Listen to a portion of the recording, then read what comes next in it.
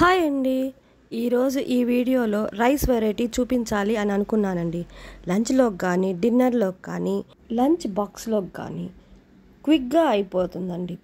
పుదీనా పలావ్ తయారీ విధానం. ముందుగా 200 గ్రామ్స్ బాస్మతి బ్రౌన్ రైస్ తీసుకున్నానండి. మీరు బాస్మతి రైస్ కానీ మామూలు రైస్ కానీ తీసుకోవచ్చండి. తర్వాత పుదీనా తీసుకొని ఆ విధంగా ఆకులన్నీ తుంచుకోవాలండి. తుంచుకున్న తర్వాత శుభ్రంగా కడుక్కొని పక్కన పెట్టుకోవాలండి. తర్వాత స్టవ్ మీద బాండీ పెట్టి అందులో ఒక 2 స్పూన్లు ఆయిల్ వేయండి. తర్వాత అల్లం చిన్న చిన్న ముక్కలు కట్ చేసి వేసేయండి. తర్వాత వెల్లుల్లి రెబ్బ 10 రెబ్బలు వేసి అవి కూడా వేయించండి. తర్వాత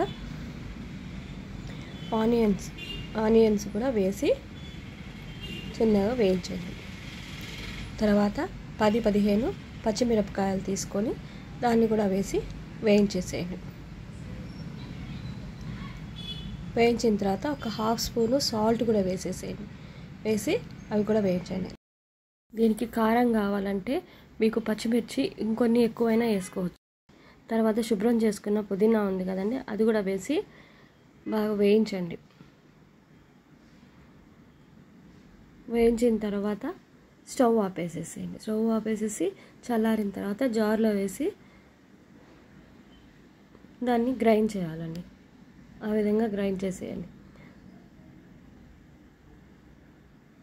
తర్వాత స్టవ్ మీద బాండీ పెట్టి ఒక 3 స్పూన్లు ఆయిల్, ఒక 2 స్పూన్లు నెయ్యి వేయండి. దీంట్లో నెయ్యి కంపల్సరీ వేస్తే చాలా రుచిగా ఉంటుందండి.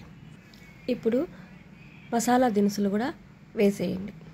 వేసేసి అవి వేయించండి. తర్వాత ఆనియన్ పొడవుగా కట్ చేసుకొని అవి కూడా వేసి వేయించేసేయండి. ఒక 10 జీడిపప్పులు తీసుకొని అందులో వేసేసి బ్రౌన్ కలర్ వచ్చేంత వరకు వేయించండి.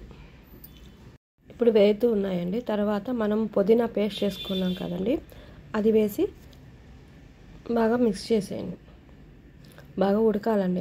ఇప్పుడు ఉడుకుతూ ఉందండి. దీనిలో 1 స్పూను గరం మసాలా పౌడర్ కూడా వేసి వేయించండి బాగా.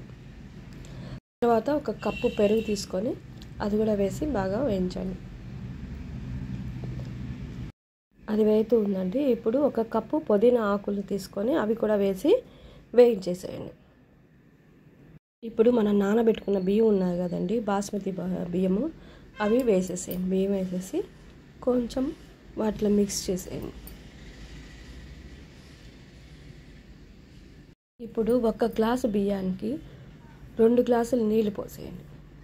నీళ్ళు పోసేసి బాగా కలిపేసేసేయండి. తర్వాత 1 స్పూను సాల్ట్ వేసేయండి. 1 నిమ్మబద్ద కూడా రసం పిండేసేసేయండి. పిండేసేసి ఒకసారి కలిపేసేసేయండి. అంతే, మూత పెట్టేసేసి లో ఫ్లేమ్లో ఉడకనియండి. మధ్యలో ఎలా ఉందో, ఉడికిందా లేదా మనం చూసుకోవాలండి. ఉడుకుతూ ఉందండి. మళ్ళీ మూత పెట్టేసి లో ఫ్లేమ్లో ఉడకనిస్తామండి. ఈ పుదీనా పలావ్ ఉడుకుతుంటే మంచి వాసన వస్తుందండి. అంతే అండి, ఉడికిపోయిందండి. ఇప్పుడు కొత్తిమీర వేసి మొత్తం మిక్స్ చేసేయండి. ఒక 2 నిమిషాలు ఉడకనివ్వండి. అంతేనండి, పుదీనా పలావ్ రెడీ అండి. మీకు ఈ పుదీనా పలావ్ నచ్చినట్లయితే లైక్ చేసి, షేర్ చేసి, సబ్స్క్రైబ్ చేయండి. Thank you for watching.